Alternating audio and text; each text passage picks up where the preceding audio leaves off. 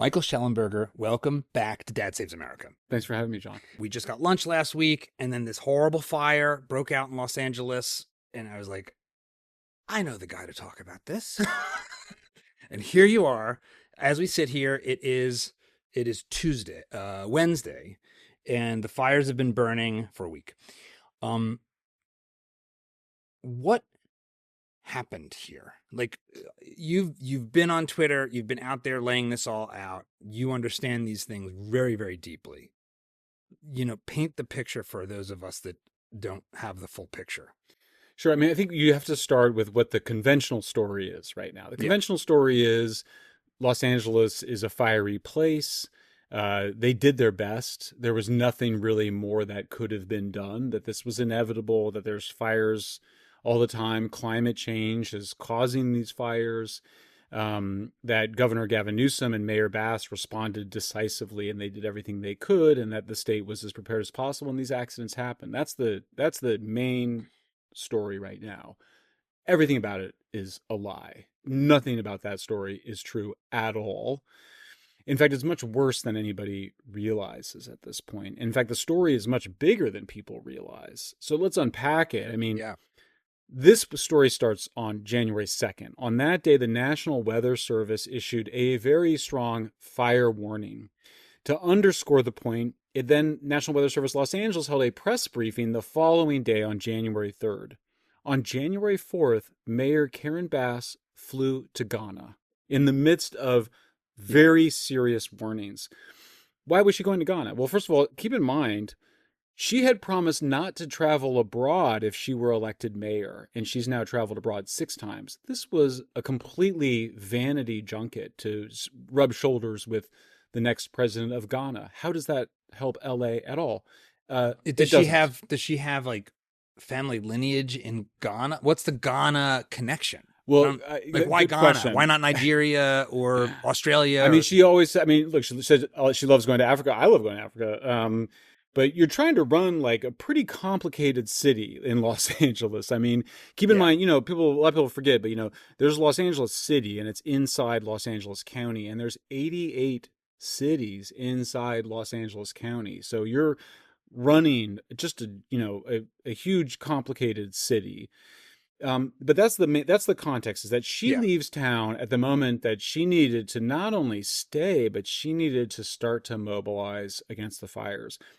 When they got that warning, everybody that knows anything knows that the fires are inevitable, because all they needed was an ignition, and they would be very difficult to put out. So what should have happened is that Governor Gavin Newsom should have immediately called out the National Guard. Mayor Bass should have mobilized fire trucks to be in strategic places that we knew were high-risk neighborhoods.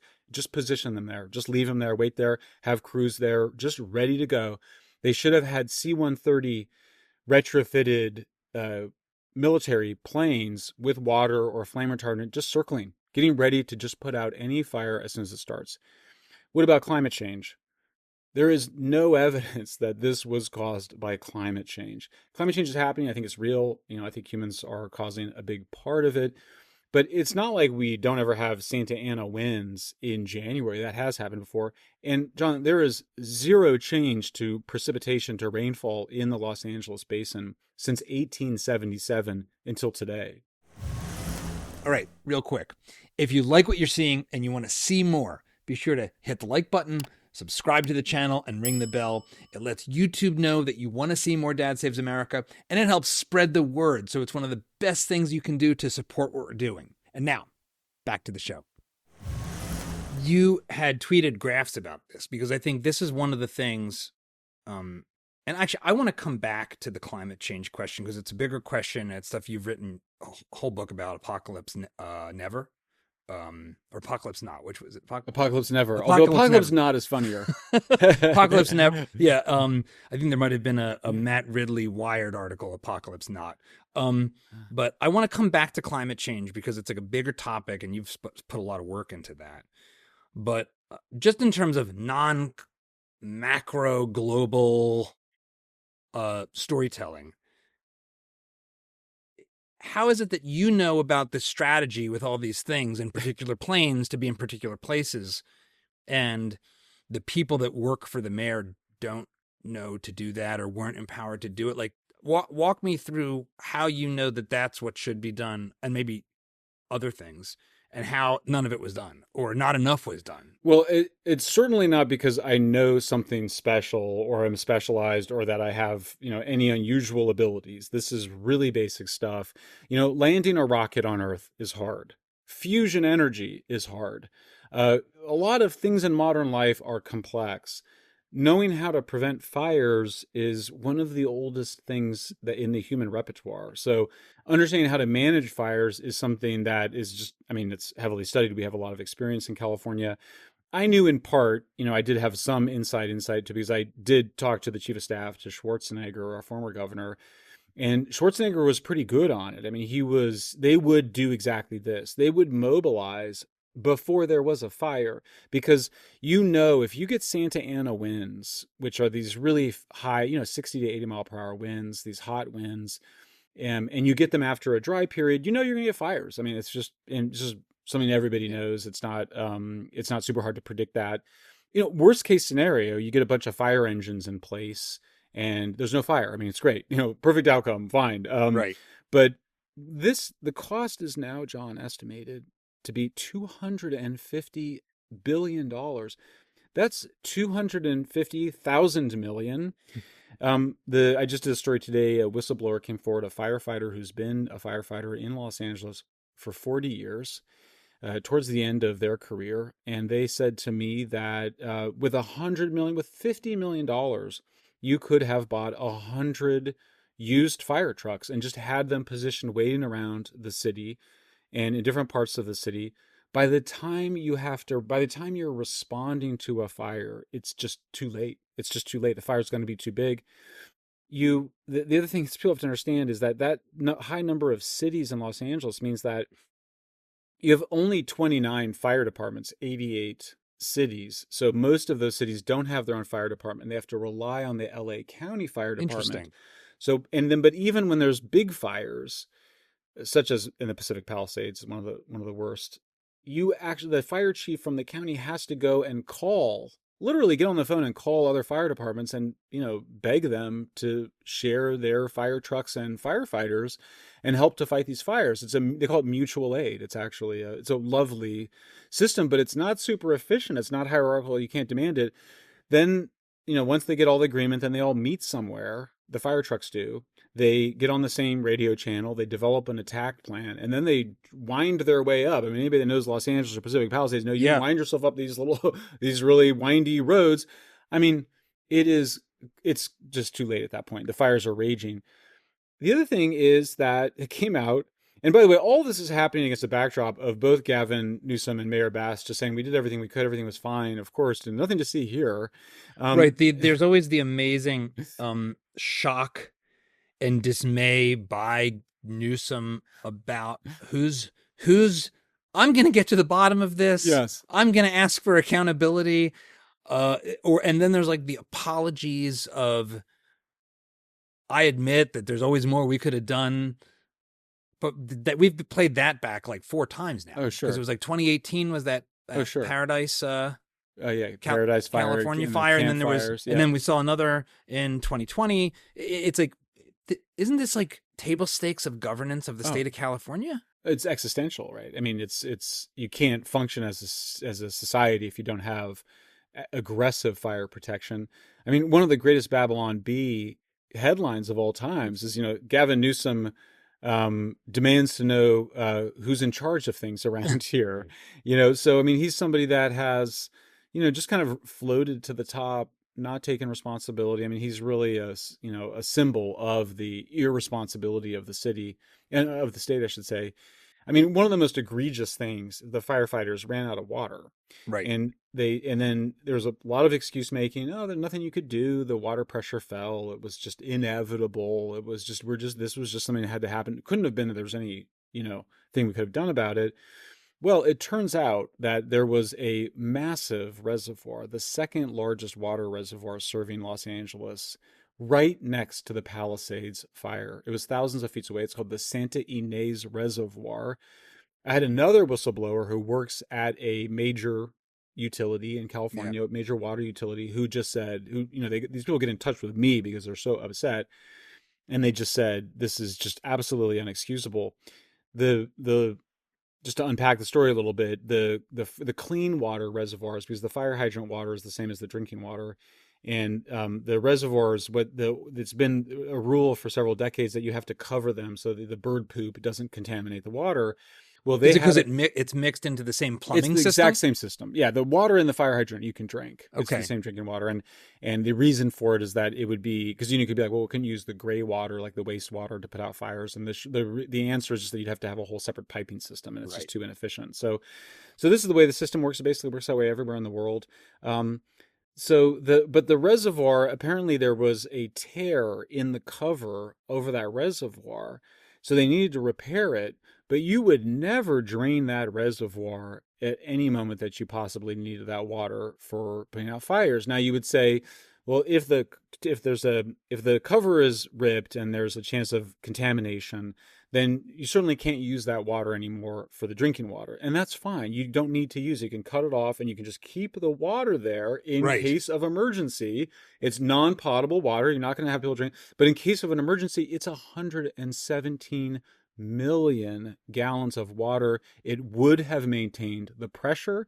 It was very high up, so it was above ground. Right. It So it's wasn't. pressurizing the plumbing Yeah, system. it's just it's intuitive, right? Like Yeah. it is hard to pump the water uphill, but that's why they have the reservoir up high like that. Both the LA County Fire Department and the LA City Department say that they were never notified that the reservoir was empty. That is, I mean, there are so many failures, like all catastrophes. There's multiple failures along the line, and one big failure, which is the failure of governance. If you have a good government, if you have a head of the state, if you have the head of the city that are just running drills, running emergency preparedness, constantly checking every single node in that system to make sure that it runs well, to have, drills, and frankly, drill the population. And California is a beautiful state. We pay a huge amount in taxes in order to live there. We all know that there are things that we have to do to live in such a beautiful place because it is more dangerous or in the ways it's set up in variety of ways. The earthquake proofing, the fire proofing, the flood, I mean, all of it we have to be on top of, but we've got leaders that we're not doing that. We can get into why that is, but Yeah. ultimately, you look at a failure of prevention and of rapid early response before the fires. You look at the failure of the reservoir. Those are two big factors that, had you solved for those, then I think the fire would not nearly have been as bad as it was. So I want to push in on a couple of those issues, and as a layman, to try to make sure I'm giving the leadership its due. So the question of the running out of water and the fire hydrants. Now, I understand that maybe the answer is that that reservoir not been emptied, it wouldn't have been a problem. But every system has a failure at peak load one way or another, right? It's like, is it possible that there really was, that it's such an extreme circumstance that there really was almost no a way to overcome the peak load problem? Is there any legitimacy in that sort of excuse? It's a reasonable question, and I think the thing you have to keep in mind though is so. For example, if all the reservoirs had been full and they had still run out of water, that's still not the end of the story, because then you have to ask, well, didn't the planning and preparedness show that there was a risk of running out of water, and did we need to build another reservoir?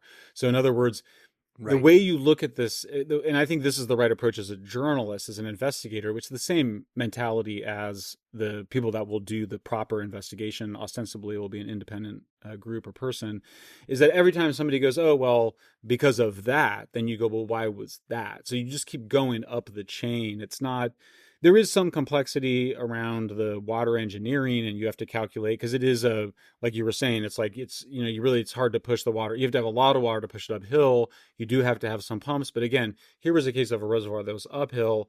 But either way, we're gonna have a proper analysis of it eventually. But we know that there was two big failures. One of them with the reservoir being empty. The second with not having mobilized the fire engine and the firefighters in advance. And look, it's all. I guess the other backdrop to this is that it came out right away that the mayor had cut the fire budget by $17.5 million. Comes out right away. The media, to get a sense of how subservient it is, they started running stories like, I think the headline in the LA Times was, uh, people say that did the mayor cut the fire budget? It's complicated. And you're going to read the story and you go, this is the fake mea culpa we get now. It's complicated is yes, but we can't say that without looking stupid. So we have to obfuscate something that's relatively a yes or no answer. It is, yeah, for sure. And so she did, and really the most. So what was complicated about it? Well, nothing actually. I mean, in the sense that you can complicate it. That's what it was. It's more like saying, "Let me complicate it for you." Yeah. She cut the budget. Let's complicate it. Yeah, exactly. And she got, she's a master politician. I mean, she's very, so she gets up at this press conference, and I remember I listened to it like 3 times, and I was like, I don't understand what she said. It's it's the word salad that we talk about that they do, where basically what she got up and said is that, well, no, we had just approved this other money for salary increases for when we were going to negotiations. Well, that's fine, but like that doesn't deal with the fact that you cut the fire budget. In other words, she was just basically introducing a completely separate issue as a way to suggest that that story wasn't correct. She cut the 17.5 million. And the smoking gun in it all is that the LA County fire chief had sent a letter, an open letter on December 4th to the mayor, raising the alarm about the cuts and specifically about the impact that the cuts would have on wildfire prevention and response. And she did it twice in the letter, and the language was very strong. And then the fire chief to their credit, the local TV news did a good job. They're grilling her. Kristen Crawley. Yeah, so Crawley is getting interviewed by the local Fox television network. To their credit, the local TV actually does a pretty good job. And that reporter, she just kept asking her, because Crawley's trying to be political, and no. Finally Crawley just goes, yeah, she cut the budget. And then she, did it make a difference? She goes, yeah, it made a difference. It made a big difference. I didn't even totally understand it at first, but one of the things they talked about is that there was a lot of fire engines. It's 100 fire engines that were in the shop that needed to be repaired by mechanics. So the money that got cut was the money to repair the fire engines. And so you just didn't have the fire engines that they needed. You also didn't have the people you needed. I mean, this is not the first cut, by the way, and they're right about that. There was previous politicians had also failed. That doesn't make their failure any less any more excusable. So finally, I mean, Crowley just, I think at that point she was like, the gloves are off. And at that point she just went on CNN and then went on CBS and just said the same thing, that the money had been cut and that it had made a significant difference in their ability to respond. So one of the things, thinking back to, there's these interest groups. And the fire departments, in a certain sense, are also an interest group. They have their unionized workers. The fire unions are always asking for more money and benefits.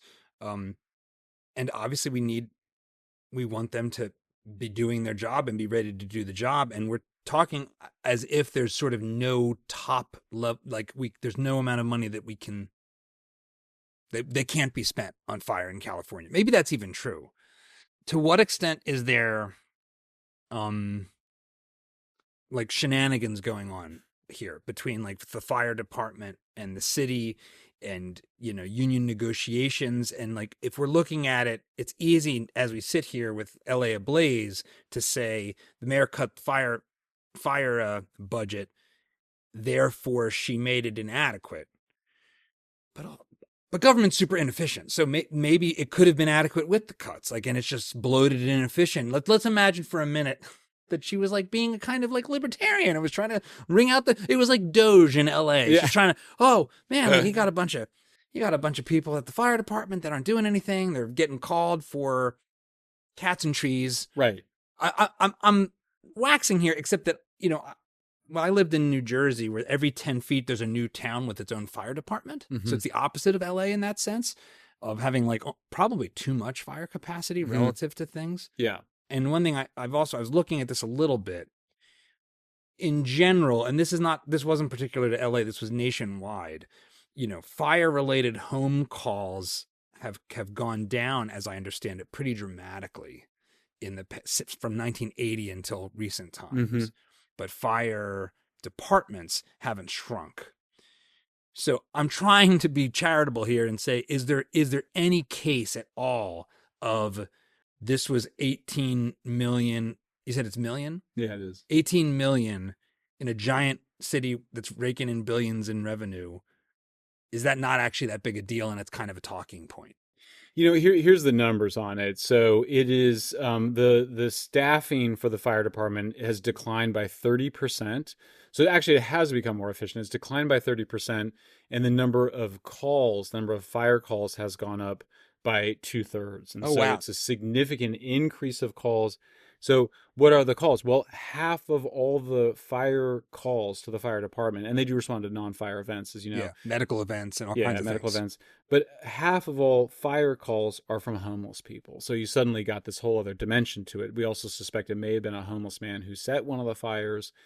This is important because they've allowed homelessness, they've allowed unsheltered homeless to spread throughout Los Angeles. Yeah. Homeless people start fires. Meth addicts love fires. It's just one of the, every drug has its own, particular flavor of crazy, and that is the meth heads love starting fires. Sometimes they start them for cooking fires, but also just bonfires. They just like lighting things on fire. I covered a fire in How do Oakland. you know this? This is a really what? I mean, it sounds like, yeah, of course, meth heads. They're As crazy. you know, meth heads love. Yeah, they're crazy. They're doing crazy stuff. They're bombing stuff. But support that a little bit. What do you mean? Sure. I mean, you wrote a whole book on this, San Yeah. Francisco, so I know you've studied this deeply. Yeah, but yeah. where is that coming from? Yeah. Well, so the latest evidence came from this whistleblower firefighter who told me this themselves. I had covered a fire at a homeless encampment in Oakland and went there.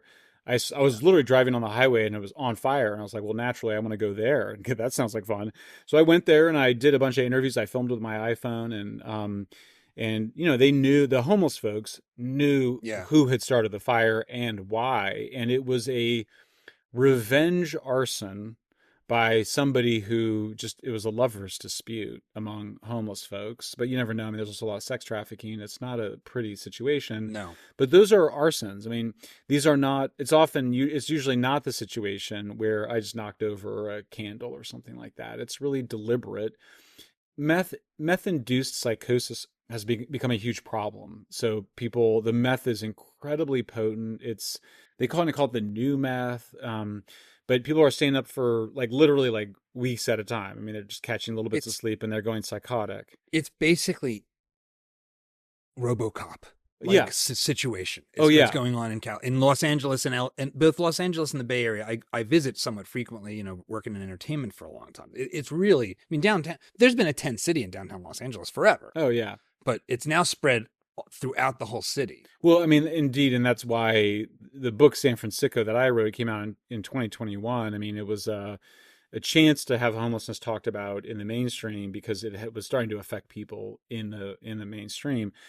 Put it in context, California has spent $24 billion on homelessness, directly on homeless. That doesn't count the fire departments, by the way, since Gavin Newsom took office in 2019. And homelessness has increased by 40%.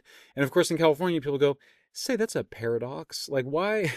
They're like, they're chasing the rising problem, Mike. Right. See, it keeps getting worse, and that's why they need to keep pouring more money into it. The grammar is wrong. Like, they use the wrong vocabulary. They say homelessness increased even though. It's like, no. The right words are not even though. The right words are because. So they spent the money on homelessness and they increased homelessness because it's just a matter of incentives.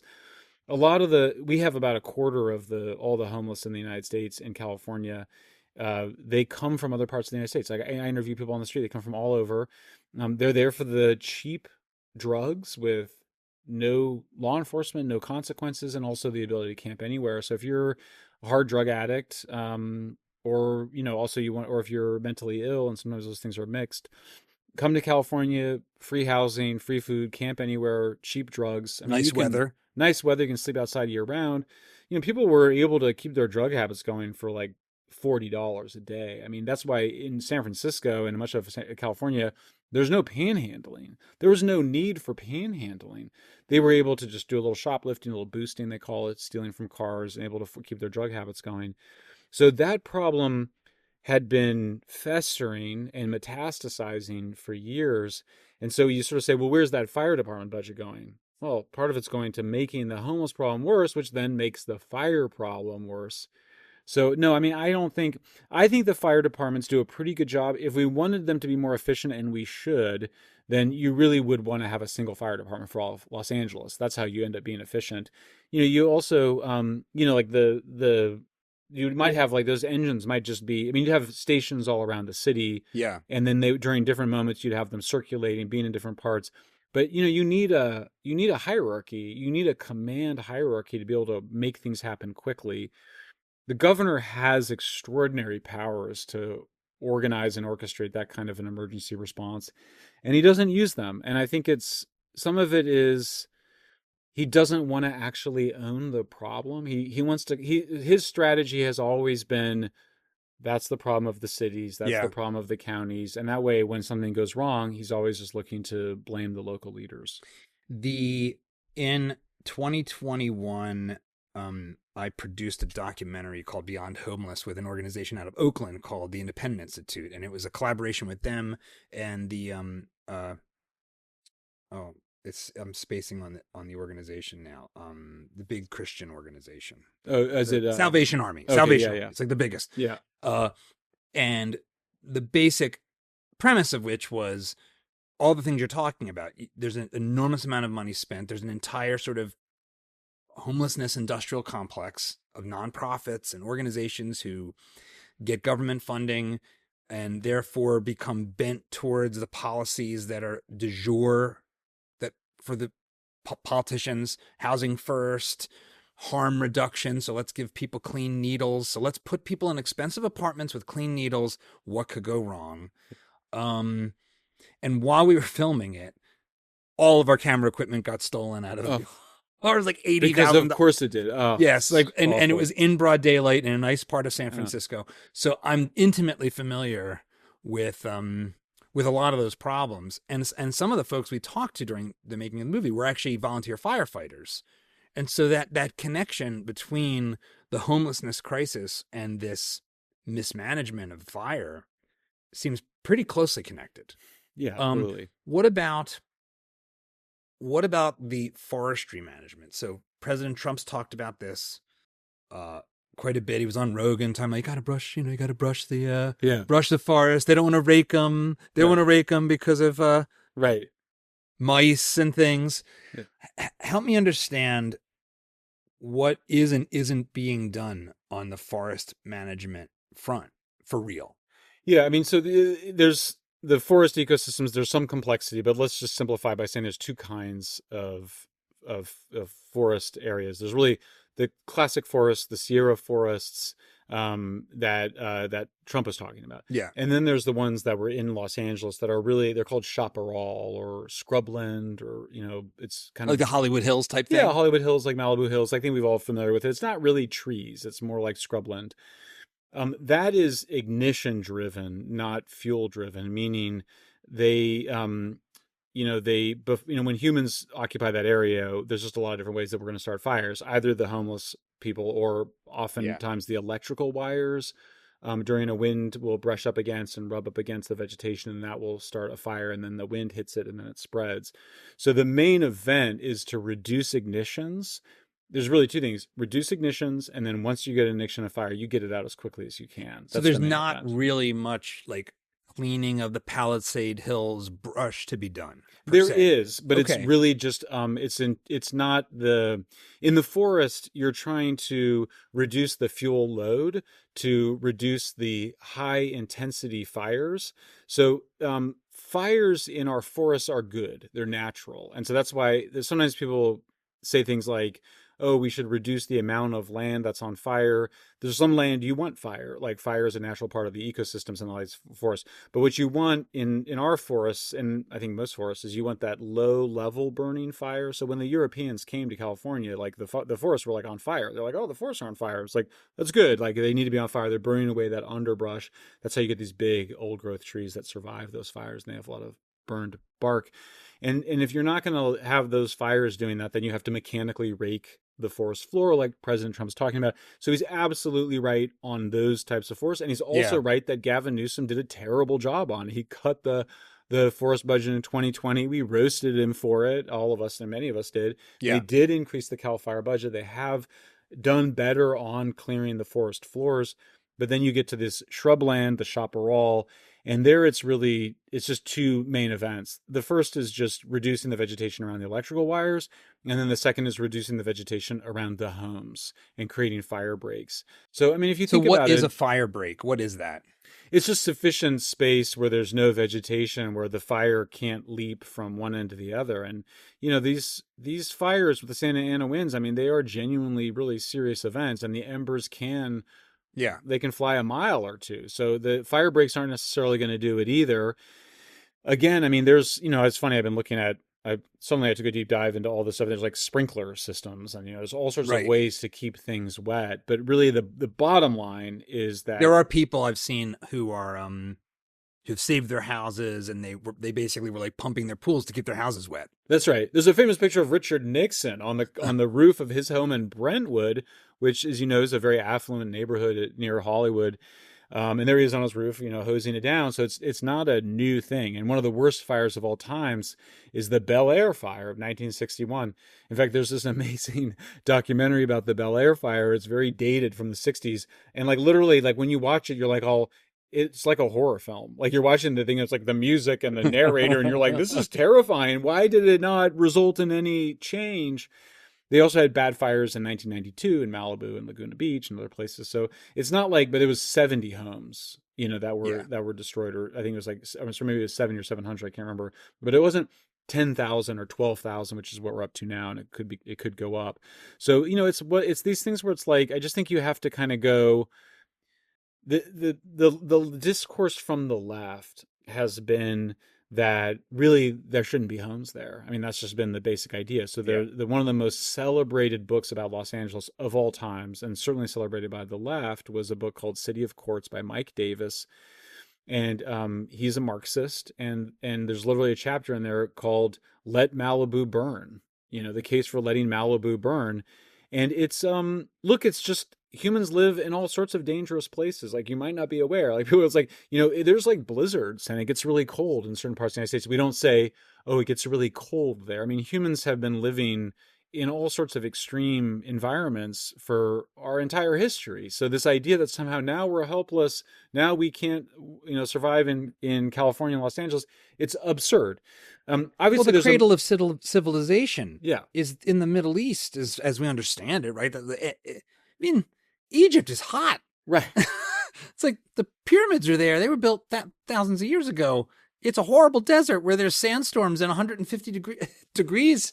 And civilization managed to survive. This isn't a new problem. Oh, and before fossil fuels, before electricity, we lived in extremely cold places. And they were built by aliens, which we should get to at the end of the conversation. So, but the point is that what's the argument here exactly in that book? So you referenced that book in a video you put on Twitter, and I noted it because I'm like, what is this book? So what was his argument actually? Well, the argument is that Los Angeles is this super dangerous place, that the natural environment makes it dangerous, that people are, it's like a spiritual argument. He's sort of saying it's hubris for humans to live in this place. They shouldn't live in this place. But beneath it, it's an anti-civilization argument. It's saying that, I think some of it's sour grapes, so you kind of go, I mean, Malibu is the most fabulous place in the world, right? I mean, it's amazing. It's the richest people in the world. And so it's beautiful. Yeah. There's great surfing. It's just perfect. It's beautiful. Like right now, normally it would just be beautiful and everyone's miserable in January, and Malibu, they're surfing. Oh yeah. I mean, it's spectacular. So, but if you hate rich people, if you think capitalism is evil, if you think that, modern life is a fall from nature where we all lived in harmony in this kind of Rousseauian, Marxian vision, then they sort of condemn the civilization. And so that's, I think, what's really behind it, is that the anti-civilization ideology comes first, and then the argument follows that there shouldn't be all these homes there. So there's really he's let Malibu burn. He's not saying let South Central burn or let Skid Row burn. He's saying let Malibu burn. The rich shouldn't be there.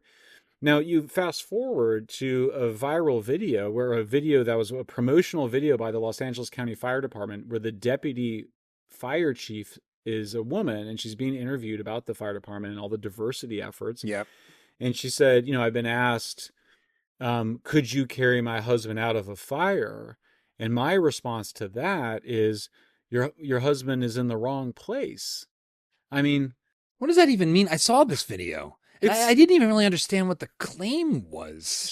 First of all, like, it's a violation of firefighter ethics. I mean, your job as a firefighter is, in fact, to be able to carry a vulnerable person out of a fire. I mean, that's like they're famous.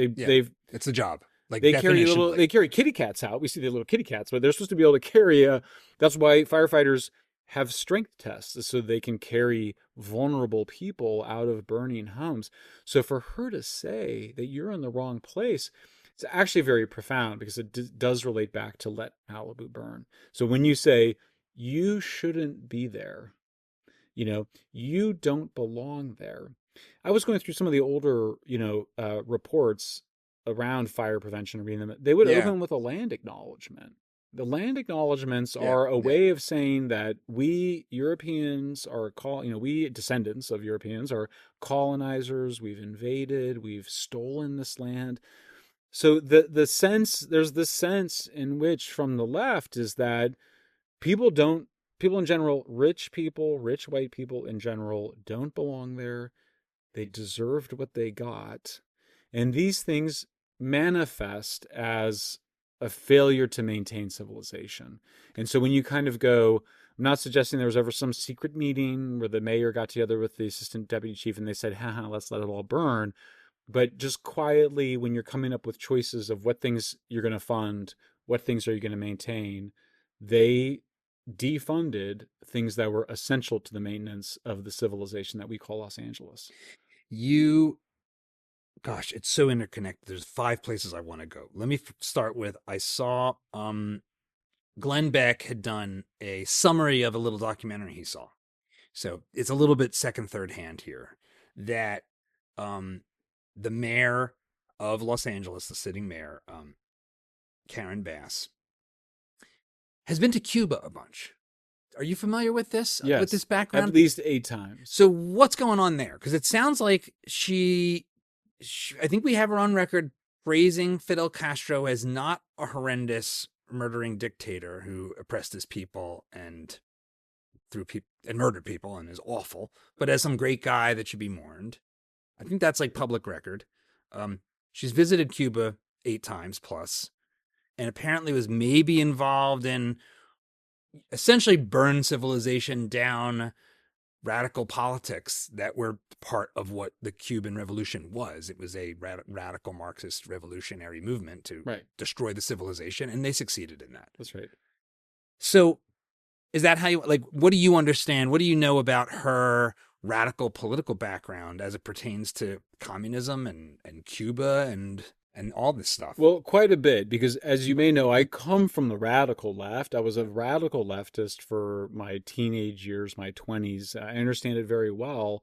She's a very gifted politician at the same time. She's an incredible speaker. I mean, I think we saw the limits of where her leadership and her, her kind of word salad is capable of taking her.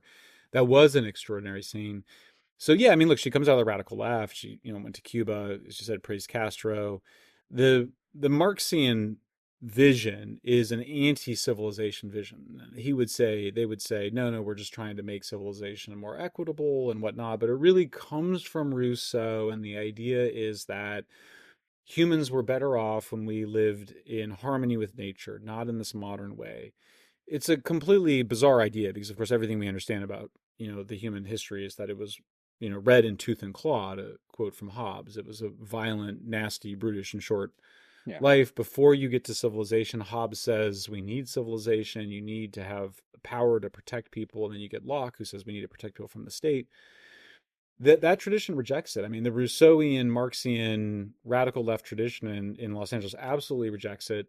With Cuba, the idea is that we're better off all being a lot poorer, and more having more equity. Equity meaning equality of outcome, not of equality of opportunity. Equality of poverty. Equality literally, of poverty. You're saying that they actually believe in an equality of actual poverty. That's right. That be like, no, we're all gonna, Yeah. be equally rich and we're going to take from the capitalists and redistribute it so we're all better off is not even really the underlying vision. The underlying vision is, no, we should be poor. We're a parasite. We deserve to be Yes. equally poor. That's right. Those things have always seemed like they're kind of in conflict because there's this environmental anti-humanism, but then there is I would even say like Bernie Sanders seems like he's a little more just economically oriented, more like, oh no, let's just take Elon's money and give it to everybody else. Right. Which is not quite the same.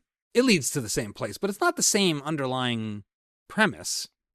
I think maybe it is. I think it is. I mean, I think that more I look at it, the more I think there is this core underlying ideology, which is an anti-modern, anti-civilization ideology. It comes from Rousseau. It's really invented by Rousseau. All Rousseau is doing is rejecting, is nihilism. He's rejecting civilization and he's affirming anti-civilization. So he's affirming the primitive, I mean, we say Native American, but it's not quite. He never had any contact with Native Americans. Like he had no idea of what life was like. So it was all completely imagined. And that's part of what's important here is that this is not something that's based on practical experience. If it were, we would have abandoned nobody would have been a communist after 1917, So you right. or really after the French Revolution, if you argue that sort of germinates there. But I think there's a core view of a really like a pox on all of this modern civilization. Now, you then have people that want to go and seize power. Traditionally, the left, like the early Marxist left and whatever, would be like an overthrow of the government. After World War II, you get to this more of a cultural Marxism, as it's called. It's drawing on the ideas of Antonio Gramsci and of the identity politics people. The long march through institutions. And what's really happening is that people that share this core radical left ideology are then wrapping themselves up in a variety of other issues: civil rights, the environment, consumer interest, what do you mean health. by that? What do you mean by consumer interest? Like Ralph Nader. Okay. I mean, Ralph Nader holds the exact same worldview as Noam Chomsky, but he created a marketing machine and a sort of image as somebody that's out there defending consumers. That would seem like the opposite of Marxism. Marxism was about defending workers against capitalists. He didn't really spend much time thinking about consumers. And when he did, he criticized consumerism as masking the bloody underworld of production. Commodity fetishism was what he's describing. But I think it's basically the same anti-civilization nihilism that's driving it. And then the left is very creative about kind of wrapping different causes together and pushing an anti-civilization, anti-capitalist, anti-modern agenda as good for workers, good for people of color, good for migrants, good for the environment, good for women. And it's all nonsense. It's all based on an ideology of nihilism. So the part about this, all this high-flying ideology stuff that feels weird in this moment is you have a very, very wealthy city of people who make their money in kind of the most like gloves off capitalism ever. Hollywood is... I mean, I can kind of understand some of the leftism of Hollywood on the simple basis of it is a brutally competitive environment. You always have basically a bullseye on your back. You are one failure away from total disaster to never work again unless you're, obviously there's people at the top and all, but right. It's so compressed. There's such a small number of companies and producers that make and right. studios that make all the money. Everyone else is like barely scraping by. Yes. So it is like whatever the worst criticism of Ayn Rand you've ever heard, Hollywood is in reality what that description is. That's right. As an experience, as someone who worked in it. Oh, yeah. And I actually had a great experience. I worked at Viacom for a long time. I had a great experience. Actually, I was in New York, but it's brutal. How do you have a city, and especially like these areas in particular, who overwhelmingly voted for this woman, this radical that hates them. Right. How does it happen? How do you have like Malibu and the Palisades, ultra wealth, voting for crazy, I hate you white people, Marxist lunatic person, who's then just utterly incompetent in the most basic function of government? Like, don't you want your house to be standing? What's the feedback loop or lack thereof, as you understand it, going on there? I mean, look, it's the city of angels. People, heads are in the clouds. It's a city of There's bankers in fantasy. Los Angeles too. Yeah. It's like, Well, and they probably vote Republican. I mean, there's a great Coen Brothers movie called Hail Caesar. I don't know if you ever saw it. It's absolutely fantastic. But we forget that, in the 40s and really 40s, 50s, the intellectual class, the creative class in the United States was very radical. I mean, it was very communist. I mean, there was that's why the blacklists were, I mean, it was awful, and there's McCarthy and whatever, but I mean, was it awful? Yeah. was he kind of right? I'm just being honest. I mean, I'm pretty sure like everyone on McCarthy's list were communists. Yeah, I mean, a lot of communists, right? And so communism attracts intellectuals. I think there's a lot of psychological reasons for that. Intellectuals in the United States in particular, intellectuals everywhere think they're superior. I mean, that's one of the characteristics of intellectuals. I just been studying this wonderful sociologist who helped me to understand this. But, in Europe, intellectuals are treated with a lot more respect than in fact, all over the world, intellectuals are treated with a lot more deference and respect than they are in the United States. In the United States, the intellectuals think they deserve that respect, but we are actually treated, as we should be, at the same level as everybody. You go in, your electrician, that he doesn't think that you're better than him because you work at the university. That's as it should be. I think that's the American way. It's the best way. Yeah. That's the egalitarian way, meaning equality of opportunity, not of outcome. But I think the response from many intellectuals has been, in the United States more than any other country, has been to hate the masses, to want to rule the masses, and also to want to rule over the capitalists. Because the thing you have to remember is that, against what Marx said, the capitalists, the Elon Musks of the world, the Jeff Bezos of the world, they have the same interest as their workers. They want to sell more of their products. They want their companies to succeed. They want to dominate other industries. They want to displace the industries they want to advance over the earlier technological industries. They have the same interests. The people that have a different set of interests are the intellectuals, often who depend on the state or on philanthropy. They want to rule, and they see themselves competing with those capitalists. And so you would get these writers in Hollywood that were very radical left, and some of the producers. I mean, Hail Caesar is a very funny movie because the studio owner, the capitalist studio owner, is very practical. The writers are just, their heads are in the clouds. They're talking about Marxism in Russia. Yeah. And the studio producer is very practical. So the distinction that's been around forever is that the left is idealistic and their heads are in the clouds and they're in dreamland, they're utopians, and the right are the practical, common sense, boots on the ground, working class folks. And that division is there kind of everywhere, but Hollywood is the city that creates fantasies. I mean, that's like the business of fantasy creation. So it makes sense that political culture would be so strong. And yet, if I'm Mark Hamill and I've got like a $10+ million mansion, I might be mouthing off about left-wing nonsense on Twitter all day long. But I see that weather warning, and I remember that I know the fiery place I live in. I'm not like going in the back door and being like, hey, mayor, like, let's not let me and my friends that put you in office burn. There's like a breakdown at even the most basic level of cronyism going on. Like maybe the cronyism is still to come when they just get all of our money to rebuild their mansions, but that still feels weird to me. Like, how is it? That's how checked out they are. I mean, it's funny. I am myself often surprised. I mean, I had heard people tell me that Gavin Newsom was in a bubble, that he was checked out. And I was like, come on. I mean, like, you're the head of the 5th largest economy in the world. You've got the best advisors. You're on Twitter like all day long. But in fact, he is really in a bubble. They really are checked out. The people they socialize with, they surround themselves with yes people. Hollywood, I mean, it's one of the worst of that sort of cultures. I mean, you see it in the media cultures in New York and in Hollywood, where, I mean, it flares up every once in a while. You see like the criticisms of Ellen or one of the late night hosts. I mean, there's all these stories that come out about how poorly they treat their assistants. So there's a sort of there's a real elitism and snobbery and disconnectedness from physical, real world realities. And I think that extended to the physical environments that they found themselves in. There was a movie, I want to say it actually starred Kevin Spacey, which makes it triply kind of ironic.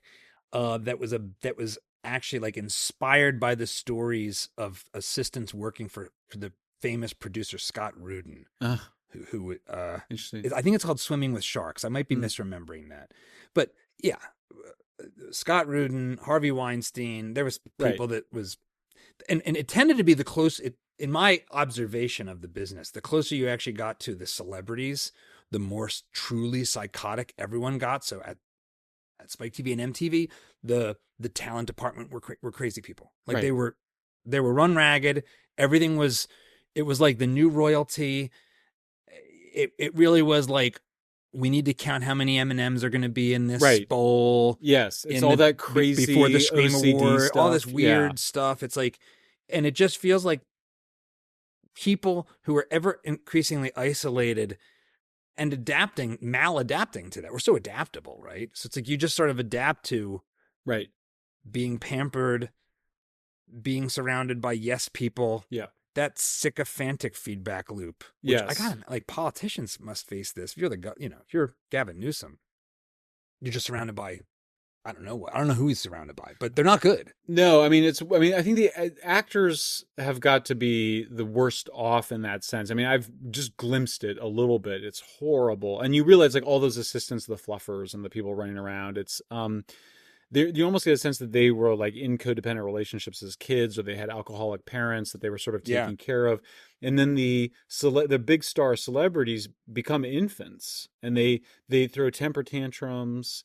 They make these unreasonable demands, almost just, I mean, not almost, but as a way to sort of make people just behave, to just behave really deferentially and subserviently. It's gross. It's, as you mentioned, it's more like a primitive monarchy in those situations. And so then they then go and have this public relations of myself as this really progressive person, really concerned about uplifting people, but in their day-to-day work lives, they're just monsters often. I mean, genuine monsters in some cases with the sexual assault, certainly, but even in the more minor cases where you just hear about the emotional abuse that these celebrities put their colleagues, their assistants under, it's really quite grotesque. I keep hearing stories about it.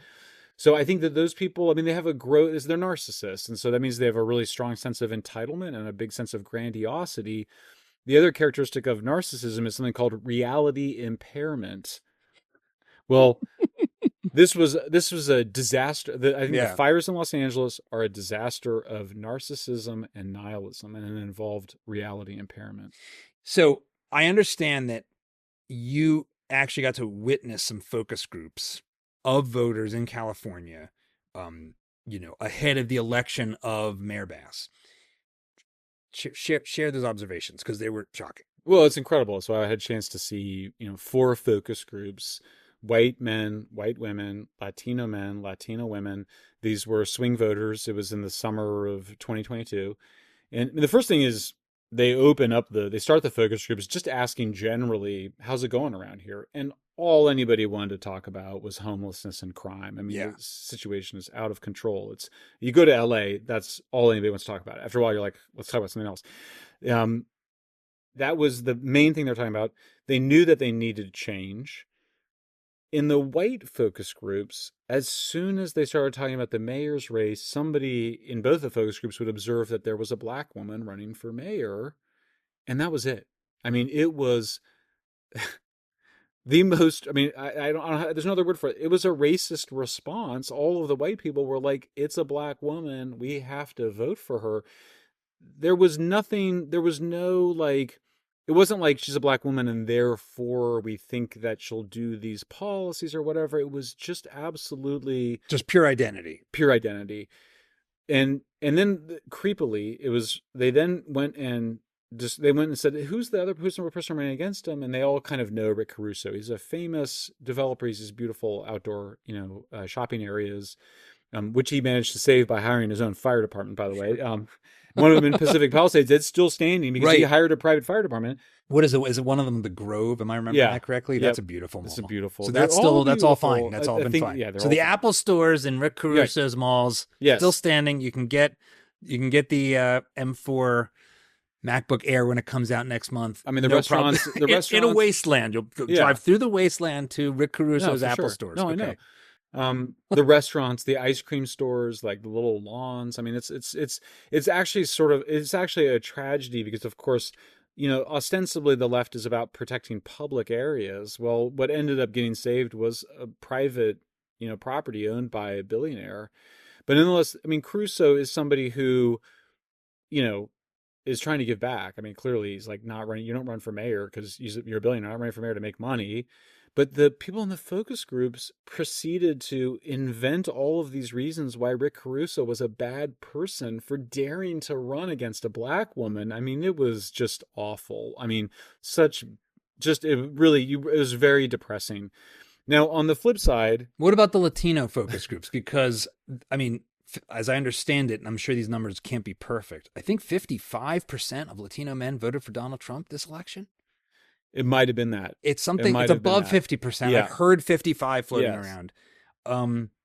Totally different. I bet it was. So tell me about it. The Latinos wanted to know what the policies were of these two candidates. Radical idea. They were interested in, and they said that and I believed them. I mean, they would sort of say, well, what are they saying that they want to do? Like, what would they do? Yeah. And they want to have a conversation about that. I just think Latinos are less racist than white people in Los Angeles.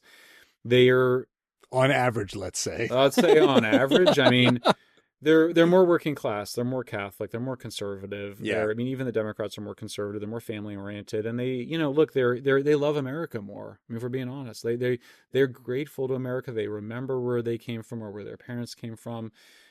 It's quite beautiful. It's actually much more consistent with the American creed and the American values. So there is this. It gets at some of the stuff that I'm working on. I mean, there's a kind of decadence. It's an old story. You've been here for a while. You sort of entitled, you take for granted what you have. We've got a really strong Christian culture of guilt. Well, you stop being a Christian, the guilt is still there. It then ends up manifesting as white guilt. I feel guilty but it's a different kind of guilt because, of course, it doesn't manifest in actually sacrificing yourself. It manifests as sacrificing others. And so that's ultimately where I think that she wins out of a lot of white guilt. And you end up in a situation where people weren't really taking seriously what the two candidates were talking about. I think it's Rob Henderson that coined luxury beliefs. But it's so much deeper than that. It's like it really is you're saying, I want you, person who, if I scratch for 10 seconds on the internet, I will learn hates, wants me to be liquidated, wants my home to burn down, wants me to be erased. But I'm going to vote for you because then that makes me able to go to a party and say I voted for you, which means I'm a good, tolerant person, basically. You got that right. I mean, in the focus group, you would see that it was focus groups are social. I mean, that's part of what's so interesting about them. If you do a one-on-one interview, you want to see how people behave in a group. So they're both interesting and sort of polluted in that way.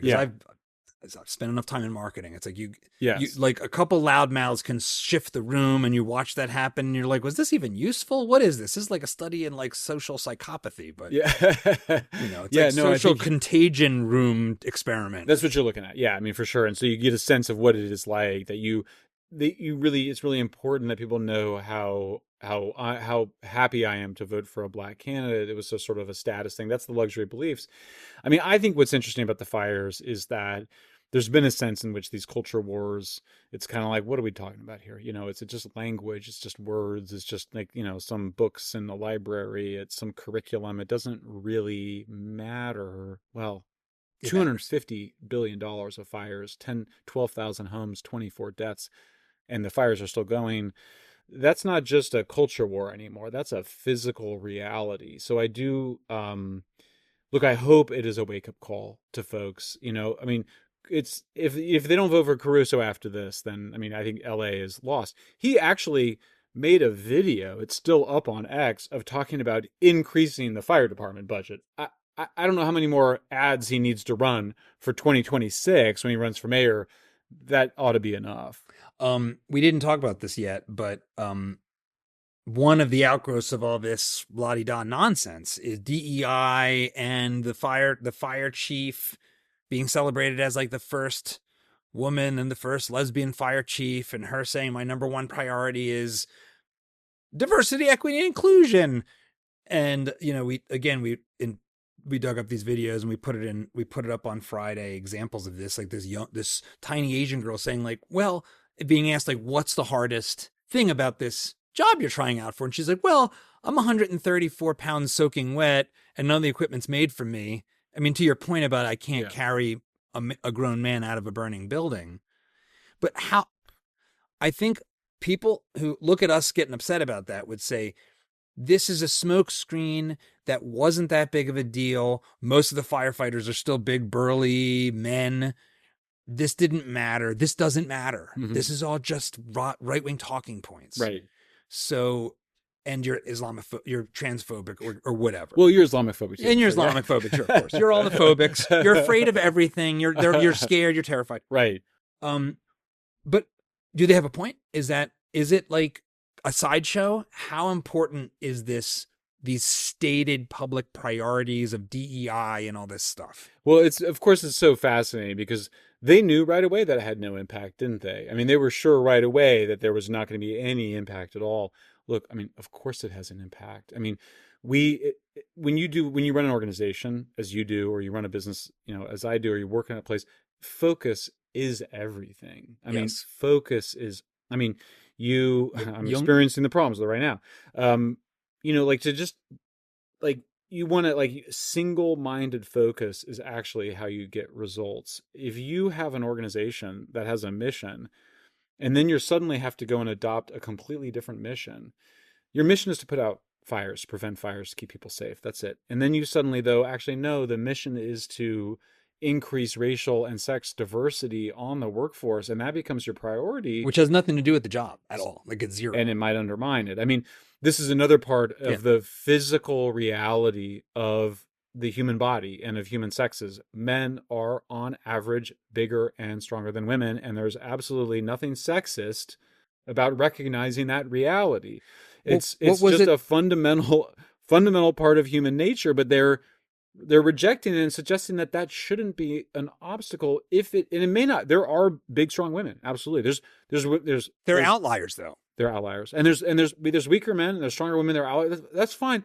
There was never any prohibition on fire departments hiring big, strong women. That's the thing. I mean, what they were is the opposite. They were changing the rules in order to accommodate more average-sized women that are just not going to be able to carry men out of a burning fire. I mean, firefighting, I mean, it's a terrifying. I mean, first of all, it's an incredibly, it's very cliche to be like the brave, but I mean, it's not just brawn, it's also brains. You have to be able to think about how to make choices, and you have to be able to triage and very complicated. You have to work well with others. You have to communicate well.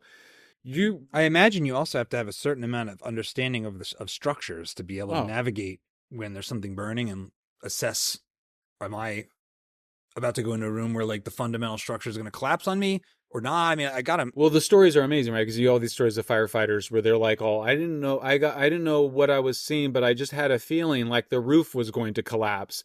They get so much experience, they get a sense of it, of when I'm in danger, when I'm not. It's that our ability to assess danger, it's very sophisticated and it's often very unconscious. And so look, it's a very specialized job, and we have this thing called meritocracy for a reason. And the part of this, again, it goes back to this idea, this Rousseauian idea that, first of all, I mean, there's another idea too, which is the blank slate idea, which is that somehow there's no difference between men and women. There's no difference at all between people. We're all born the same way. We all know that that's not the case. Meritocracy is a system that is about avoiding prejudice, right? But it got turned. They imagined that meritocracy was about prejudice. No. Meritocracy is about avoiding prejudice and putting the mission first. They impose DEI, and it's a system of prejudice that undermines meritocracy. I mean, and that is, I mean, I guess you kind of go, there may be some professions where the stakes are lower, like, I don't know, bagging groceries or something, but firefighting, come on, guys. I mean, it seems like the metrics are literally measurable. Like, can you lift this amount of weight? Because Right. this is a human, this is the average human in our area, and you Right. need to be able to carry this person. And those have to, if you're going to achieve those And racial, the equipment's super heavy, and super heavy. it's like, and then you talk about even just the hoses when they're fully active with the water. Yeah. There's this scene in the movie UHF, which is like Oh, yeah. from Weird Al, where Michael Richards is clowning around in this TV show, and he's like, "Let's drink from the fire hose," and he puts a little boy in front of it, and he opens it, and the joke is, of course, that it chucks the kid across the room because it's so much force coming out of a fire hose. Oh, yeah. No, I mean, or like you're kind of losing control of the fire hose. No, I mean, it's just, I mean, what can you say? I mean, it's, of course you're going to lower the standards in order to achieve those racial and sex, metrics. I mean, if someone is involving, like, you look at sports, I always think of sports. I was like, Yeah. if you're a coach and you're prejudiced against somebody for their race, you're not going to remain a coach for very long. Your job is to get the best players on your team and play them right. If you're allowing, racial prejudice to interfere with your job, then you're a terrible coach. Same thing for a fire department. If there's any evidence that people are that they're undermining meritocracy in the name of racial prejudice or of racial diversity, you've got a problem. So, briefly, because I want to make sure we have time to talk about climate change. There's a somewhat unrelated thing going on in the West, specifically in England, which is this grooming gangs disaster. And it's like, well, why are you bringing this up all of a sudden? It's a non sequitur. The thing that strikes me about that's similar here is you have a let's just say an Anglo-American elite that has become so enraptured by something, by these faddish ideologies, by wanting to look good and prim and proper, that you just ignore catastrophe below the surface. In the case of this British circumstance, it seems like both parties, the entire police system, all the way up to MPs and the labor and Tories, were allowing rape gangs to run around their country, thousands and thousands of working class girls. And it only just came out because basically Elon tweets it, and then and now the Free Press and others have come out and said this, but it's brains. It's like another example of like brain scrambling level of evil that was handled with a kind of banality that I don't understand. Like, what's happened? This is the place. This is like the birthplace of like the modern world in a certain sense. The Magna Carta, individual rights. Like, I interviewed Gordon Wood, the famous American historian, and he said, look, we are the radicals of the radicals for individual liberty. Like the Brits were known across Europe for being like radical about freedom. And then like America were like the radicals of the radicals. Right. And now you have in the deep blue ideology of Los Angeles and of California and of the far left democratic politics and our former mother country, like hatred for free speech, covering up atrocities, basic levels of governance breakdown. How do you see the connection? Like I'm saying, because they feel connected. They feel they feel like you're off in weirdo land having parties on yachts or something while like Rome burns, like you're Nero. Yeah, for sure. Well, and that's a great picture actually, because when you look at, there's all these great books on civilization, what helps them to rise and succeed, what do they fail? One of the characteristics of them failing is when the creative class, the elite class, the types in Hollywood, the types that run New York, the elites, when they stop identifying with their own working class and start identifying with foreign classes. And that's exactly what we've seen in the United States. The great exposés of they call them the grooming gangs, the rape gangs in Britain. The Telegraph of London did an incredible series on it, and I bravo to them because they just came out and they said this awful things happened and they were covered up in the name of multiculturalism. Well, Yeah. it's the same thing here in California. I mean, it's an enabling of sick levels of violence and crime. I mean, we got a 15-year-old girl that was being sex trafficked off the streets. I mean, I discovered, it's always, by the way, it's always, I discovered a naked black girl on the streets wrapped in a blanket at risk of being sex. Every single woman that's been on the street, every single homeless woman I've interviewed on the street that has given me an interview has said that she had been raped multiple times. So this is, it's a breakdown of society. I mean, there was a 16-year-old girl that was being gang raped while she was overdosing on fentanyl in San Francisco and died. I mean, those stories are constant. So you're sort of sacrificing your young, you're sacrificing the flowers of your society in the name of a pretty depraved ideology. I don't want to get like super biblical about it, but I mean, No, it's child sacrifice. yeah, I mean, what else can you say than like, oh, we have an ideological Moloch and we will lay our children before him in the name of, yeah, it's like, the god of multiculturalism. or the, I mean, frankly, the actresses that get on stage and say, if not for killing my baby in an abortion, I wouldn't be here holding this golden statue. It's like, well, Right. how much more explicit do we have to get? Do you want to wear horns and like a goat head? I mean, what are we talking about here? Yeah. Like, didn't this used to be like shame inducing? It's like, no, we have to sell. Nothing can garner shame. Everything has to be celebrated to the point of everything's on fire around us. But we don't have any shame, so that's good. Well, because it's a reversal of everything, and so that when it's a very simple exercise. Everybody has a sense of what civilization is founded on. It's founded on law and order, equal justice under the law or blind justice, meritocracy, cheap energy, free speech. Well, so then we know that those are the foundations of our civilization. So then if you're against the civilization, you're just looking to do the reverse of those. So you're doing censorship, anti-meritocracy, reinstatement of racial organizations, racialized justice, unequal justice under the law, expensive energy, breakdown of law and order. I mean, so it's really, they're just implementing the opposite of civilization. There is still shame, but it's shaming things that like wanting to protect your children. We're shaming parents who want to protect their children from rape gangs or from predatory doctors engaged in grotesque experiments on the bodies of children.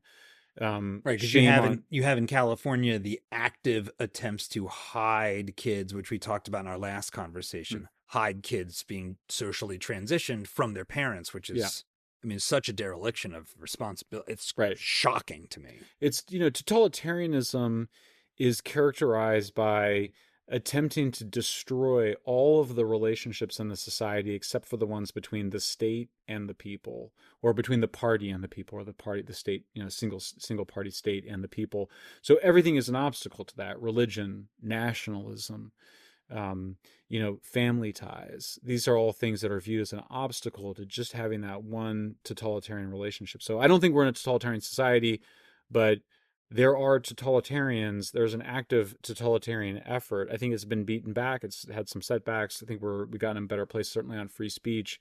I think all the gender medical mistreatment is going to eventually go away. We got to get rid of it in places like California. We're still stuck with this addiction, homelessness crisis. I mean, look, California is sort of the end of civilization, literally. I mean, it is the last stop of the American, frontier, and it is the Wild West. And so it's the place that I think is the last to kind of finally deal with the consequences of dismantling the pillars of civilization. This is a great place to talk about climate change, because there, in a very fundamental sense, the ideology there, the leading lights of the movement, are explicit about wanting to dismantle industrial modern society. And you hear industrial and think like, well, industrial's kind of bad. It's like smokestacks. But industrial society is also the thing that keeps a baby monitor or an incubator running 24/7 so that your preemie lives, which doesn't happen in third world countries with intermittent power. Like, we have this world of taking a bunch of stuff for granted that actually is entirely new to humanity until 5 minutes ago. So Bernie Sanders has a couple tweets. One is, the debate is long over. Climate change is real and it's here. If we do not get our act together, what we are seeing now will only get worse. And footage of fire. And then another one, he's literally on fire talking about climate change with this, which is fundamentally politicizing the issue. But I've spent a lot of time in Los Angeles. It is an extraordinary, beautiful place. Watching LA burn is extremely painful. The footage is nothing short of apocalyptic. I'm deeply, deeply sad for the people of this wonderful city. We need climate action now. So as I understand it, the amount of money that was cut by the for water and firefighters is dwarfed by the billions put into EVs and bullet trains to nowhere. Oh, so is that climate action now? Like, what is going on? Help the person that hears this stuff and is like, yeah, but it is getting hotter. Help them understand how climate change relates to these fires. What do we actually know for real? This is an area you've studied a long time. You are an expert in this. I mean, the simplest way I would put it is that you could have these fires without having climate change, and you can have climate change and not have these fires. In other words, climate change is not the cause of the fires. To say that climate change plays a role, it's the same thing as saying that gravity plays a role. Is gravity playing a role in the fires? Well, sure. Like, it's hard to imagine what the fires would be like without gravity. All else being equal, obviously, climate change, warmer temperatures, you're going to have, drier wood. But we've had warm temperatures in the past, and we've had dry temperatures in the past, and we've had winds in the past. So when you interview the top scientist on this, John Keeley, I just interviewed him, he's very clear this was not caused by climate change. These are ignition-driven fires. That's not to say that climate change isn't happening. It's not something we should do something about, but it's such a background factor. And again, I just think the bottom line is you can have climate change without having the fires. You can have the fires without having climate change. So deal with the direct causes of the fires. That's the main event. It seems like climate change is such a big issue. And what I mean by not big issue as big and important, although obviously a lot of people think that, but big as in it's the planetary climate. So it is the ultimate example of a complex system problem that we can socialize all responsibility to and never connect causal dots. Like, well, how will we know that the thing we're doing to act on climate worked? Like, how do you understand that? How would we know that something to do something about climate change worked? Well, obviously, Bernie Sanders doesn't want to do anything about climate change because he wants to shut down all of our nuclear power plants. So, the only reason we didn't shut down California is because we were on the verge of blackouts. But I mean, so that's not really what it's about. It's that same thing where it's like climate change is just used to advance a radical agenda that existed before they came up with climate change as an idea and that they would pursue if they didn't have climate change as an idea. It's a de-industrial strategy. I mean, it's so interesting. Like you were saying, I agree with you. I think people hear industrial and it has a negative connotation. Mm-hmm. That tells you everything you need to know. Why would it possibly have a negative connotation? Like all of our lives depend on the Industrial Revolution, which was like liberation from, backbreaking, awful kinds of labor that we're all happy to escape. So yeah, it's a kind of neo-primitivism. It's that same anti-modern, anti-capitalist nihilism that's very strong with Bernie Sanders. They got everything they wanted. I mean, that's the other thing is that the Biden administration with the Inflation Reduction Act, they gave them everything they wanted. It's tons of money for solar and wind and batteries. But if you go shut down your nuclear plants and you don't produce enough natural gas, then you're not going to reduce carbon emissions. The fires, of course, produce huge quantities of carbon, huge quantities of pollutants. It's true that the Earth should absorb a lot of those carbon emissions, but nonetheless, they're no different from the carbon emissions that come from fossil fuels and from vehicles. So preventing these kinds of fires should have been a massive climate change priority, but it wasn't. It was exactly like you said. It was buying Chinese solar panels, made by oppressed Uyghur Muslims in inhospitable conditions in China. Nothing quite like, I'm going to be a good person by hiring slaves to strip mine the Congo with children, and ... I'm a good person again. I forgot. How did I get back to? I'm a good person though. Ship the materials to China, where Uyghur Muslims in concentration camps will manufacture the solar panels and the batteries, and then they're shipped across to California. And we all feel like it's all symbolic politics. It doesn't really have to do with what they're talking about. How you gave a great talk last year at the ARC conference that was a sort of consolidated TED-like presentation, more or less pointing out that many of the things that we are told are going horribly, horribly wrong aren't. Give me some examples. Give viewers some examples of the things that are in your book and in that talk that they hear.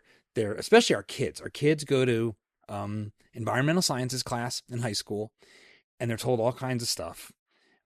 A lot of it offhand, a lot of it sort of like this four degrees of separation storytelling. But what's really going on? What are some big examples? That's the worst, because of course they're just trying to depress children. It's sad, and it's working. Yes. Kids need to know that all of the big environmental trends are going in the right direction. Carbon emissions in the United States have declined more than they have in any other country in the world, mostly due to the switch from coal to natural gas. Emissions have been declining in rich countries, Britain, France, Germany, Europe, for decades. Again, mostly from the transition to nuclear, to natural gas. We're growing more food on less land. Half as much land is required to produce the same amount of food as it was in 1961. Species are coming back around the world. Green grasslands, forests coming back. When you don't have to use the earth for farming, you can return it to nature. But I heard we're in the sixth great mass extinction. That this is the Anthropocene era, right? Like what? How does that? Where does that come from? It's such a scandalous lie. The sixth mass extinction is one of the greatest lies ever perpetuated. We're absolutely not in a mass extinction. We are, to be in a mass extinction, 75 to 90% of all species on Earth have to be on the verge of extinction. 1% are at serious risk of extinction, 6% at moderate risk. We've done an incredible job. I mean, basically conservation has worked. It's helped to be more efficient with agriculture. We produce more food on less land, but conservationists have done an amazing job. I mean, we've just created so many parks and protected areas.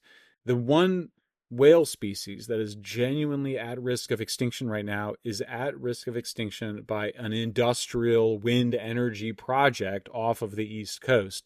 The North Atlantic right whale is the only whale that's at the verge of extinction, and it's because the whales are being harmed by the construction of this wind farm, these big wind farms off the East Coast. So one of the greatest threats to the natural environment and to conservation is coming from the expansion of renewables, because solar panels and wind turbines require 300 to 600 times more land as a natural gas and nuclear plant. So if you care about the natural environment, you should be in favor of fracking for natural gas because it replaces coal, dung, and wood. And you should be in favor of nuclear power because it's an incredibly concentrated way to generate power. A lot of people that are fortunate enough to live in the first world don't realize how the bottom 2 billion people on this planet rely on dung and wood inside their domicile to live, and that the greatest environmental threat they face is inhalation of smoke from burning to cook and keep warm. Right. And it's just a completely, if you're talking about luxury beliefs, it's like we're living here in modern luxury with all this technology. It's practically free for us. And that next margin of additional energy is utterly life transforming for people. So how did you come to know these things? Well, I mean, I went to poor countries. I mean, I think it's very important for people to travel and see how the poorest people in the world live, and how special it is to have cheap and reliable energy. You know, it's amazing to see the experience, the smiles on a person's face, a mother or her daughter as they're cooking in a poor country in sub-Saharan Africa or Asia or Latin America, and they get for the first time liquid petroleum gas. It's just LPG. It's like campfire fluid, replacing the wood and dung which you have to fan, and you're breathing the smoke. It's liberation. It also frees them up to do other things. They can cook a pot of rice or a pot of beans and go on to doing something else with their time. It's labor saving. It's liberating for women. Energy is, providing, getting cheap energy to poor people around the world is the most important thing you can do in terms of advancing the rights of women and girls. It this will sound to like typical modern ears like some kind of trad statement, but dishwashers and washing machines are liberation Oh yeah, machines. That's what they are. It's like, absolutely. aren't they? Oh yeah, it's amazing. Yeah, no, for sure. I mean, it's so funny. You know, there's one of my favorite books is my friend Richard Rhodes wrote The Making of the Atomic Bomb and the Manhattan Project. Of course, they go on all these famous scientists and their wives and their families. They moved to New Mexico, and I'll never forget. I can't remember who, as the wife of maybe Fermi or one of the great scientists. She insisted on bringing to New Mexico. This is 19 must have been like 1942 or 43. She insisted on bringing to New Mexico her dishwasher because it was such a form. And, you know, these are intellectual, these are smart ladies. She insisted on bringing her dishwasher all the way to New Mexico, a primitive dishwasher. You can imagine, 80 years old now, Right. because it was so important to her to not be stuck washing dishes all the time. Gives you a sense of it. Any of us that have ever had to go from being in a dishwasher situation to a washing dishes situation knows the difference it makes. But I mean, imagine washing your clothes and drying clothes. I mean, it's backbreaking labor. Now we just throw it in a machine and be done with it. So we take these things for granted. I think that is what leads to the decadence. You feel entitled to it. You forget what it was like for our ancestors, and we don't experience the gratitude that we should experience for this. We inherited this thing. I mean, this whole thing was given to us, all this civilization handed to us, and we don't have enough gratitude for all the work that went into it. You are so one of the reasons why I care so much about this issue isn't just that it is a big issue, but a big focus of this show and my own personal focus is on our kids. Dad saves America, and there's been studies. I think there was one that was 10,000. I think it was 16 to 24-year-olds across 8 different countries, and it found something like half of the respondents said they experience climate anxiety on a daily basis, that their daily lives are affected by a belief that the world is coming apart. AOC, I think she said we only have 12 years to live. The end of the world's in 12 years. I think that will be 2 years after Donald Trump leaves office for his second term. We will have 2 years left before the end of the world, according to AOC's statement at the time. So what do you have to say to our kids who are struggling with this, who are really they are feeling anxiety, they're feeling depression, they don't want to have kids of their own, they are being sucked down in a vortex? I mean, they've been lied to, and we have to tell them that they were lied to, and that that their lives are going to be better and richer, and there's going to be more natural environment for them. Sure, it'll be somewhat warmer, but that's not the end of the world. We can grow food all around the world. The food production is just going to keep going up and up. We have so much food. So there's no scenario for environmental collapse at all. Like, it doesn't even exist in the United Nations reports, even in their most exaggerated statements. So I think we've done a big disservice to kids. The alarmism has been a major disservice in terms of their morale. We should tell them that they've been lied to. The future is bright for them.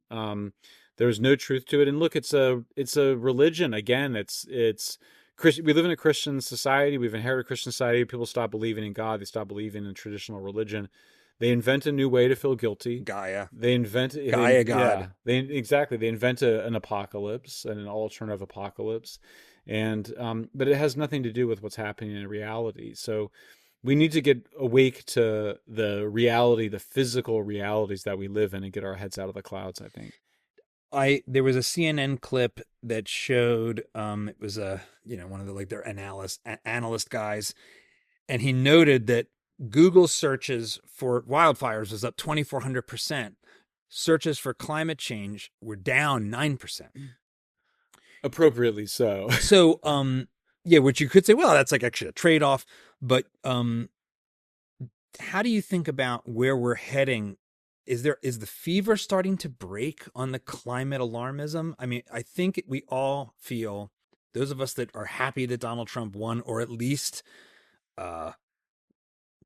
not sad, feel like, oh, maybe this is the breaking of this sort of woke ideology, that it's losing its grip.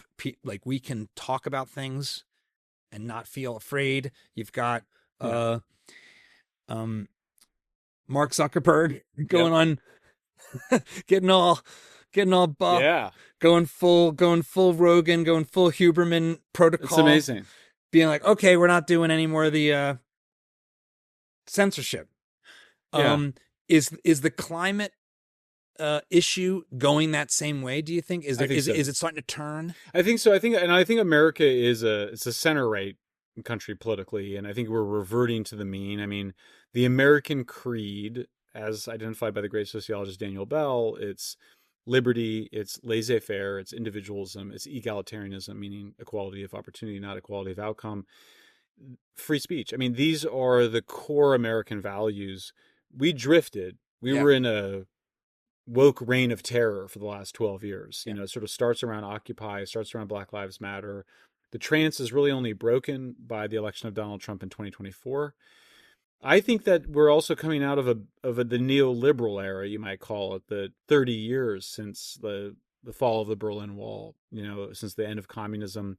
That was a period where there was a lot of apocalyptic talk about climate change. I do think that that's going away. We saw it as a period of heightened anxiety around social media and around censorship. I think that's going away. I think new fears will emerge. AI would be at the top of my list of things that I could see people becoming alarmist about. And I think there's some concerns there, but I also Yeah. think it'll be the vehicle for alarmism. We were all this alarmism about overpopulation. Now we have a genuine concern about underpopulation, about the need to reproduce, about, you know, how are we going to integrate all these migrants who have come in.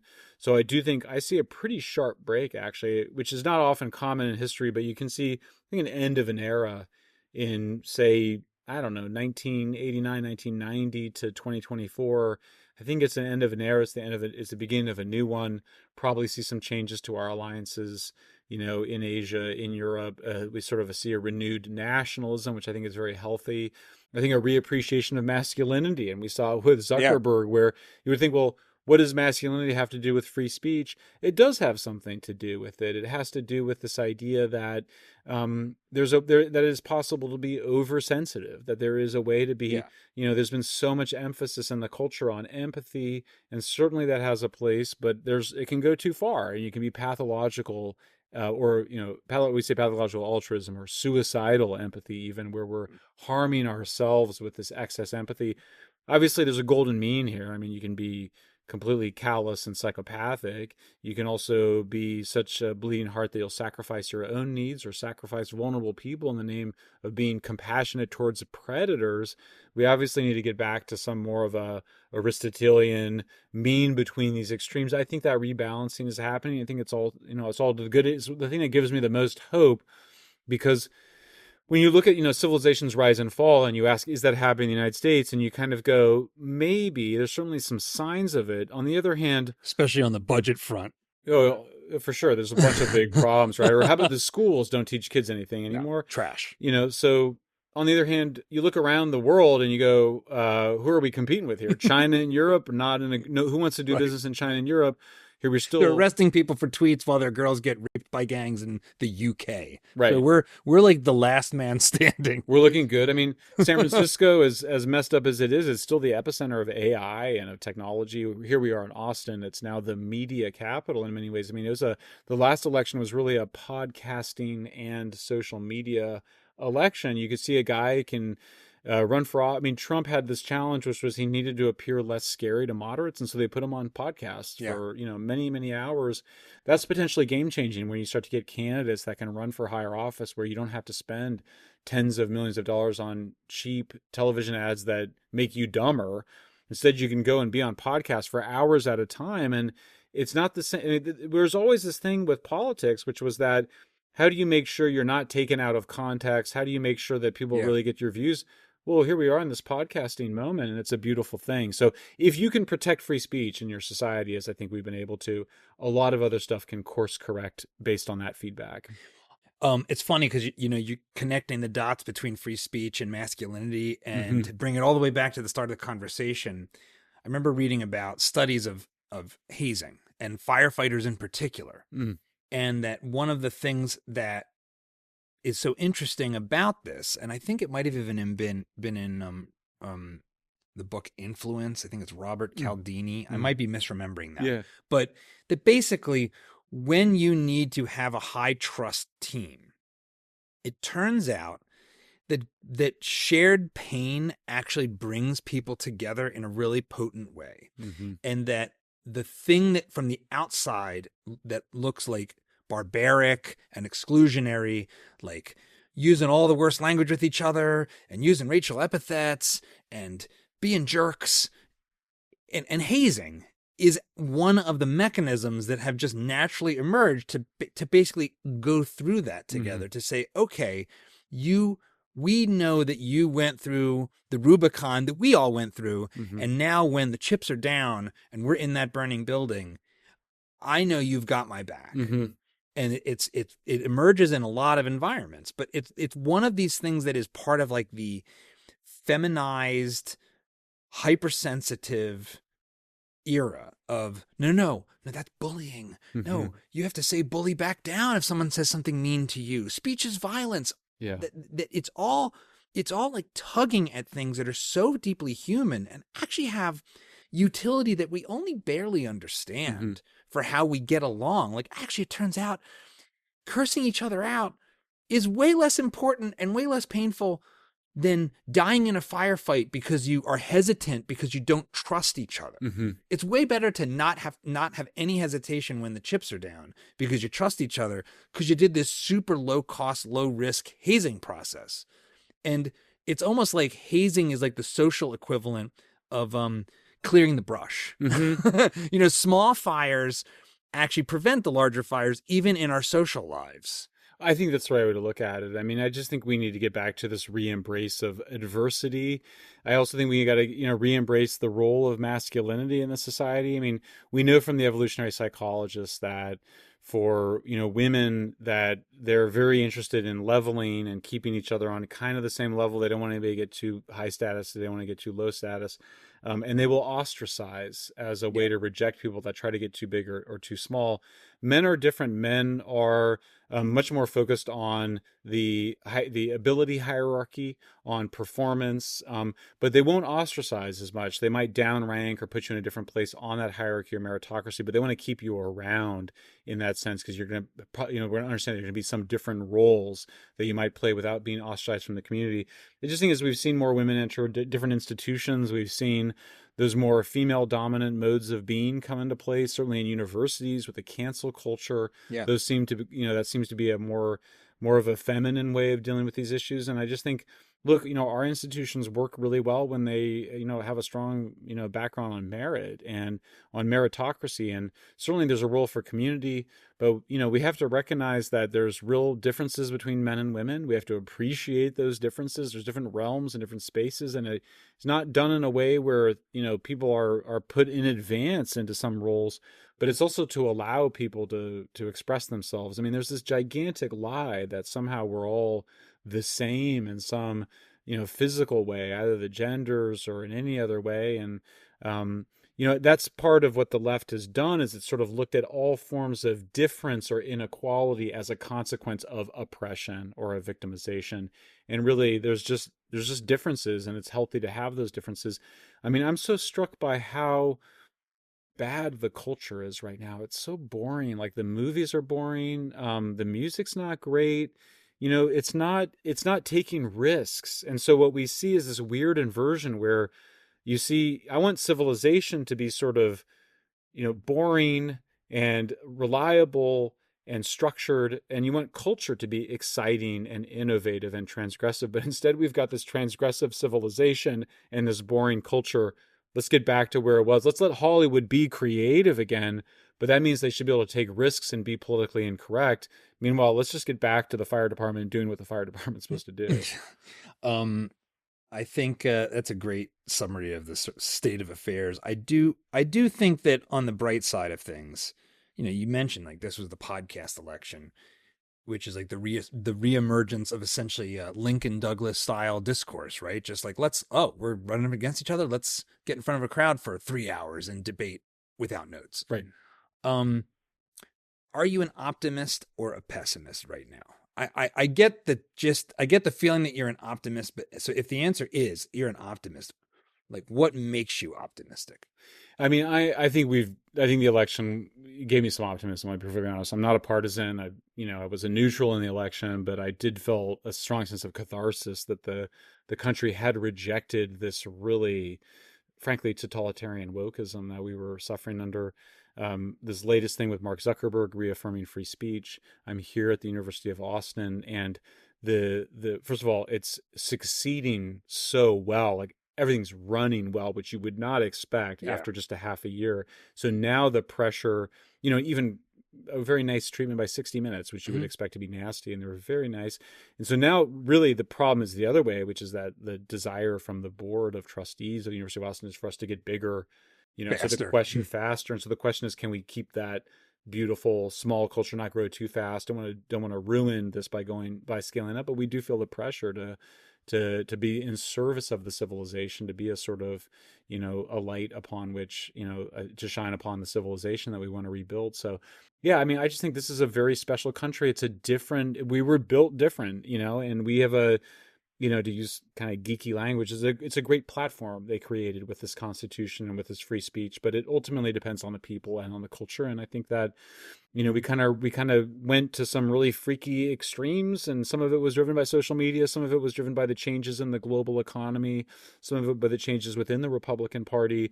But it feels like we're arriving at a place where we could see some really salutary reform and renovation. And for me, that gives me newfound hope in the American dream. Michael Shellenberger, thanks for coming back to Dad Saves America. We will do it again soon. And I am sure you are going to be out there in the world trying to make sense of this California disaster. I wish you the best. It is a fight that needs to be had. Thanks for having me, John. Good to be with you.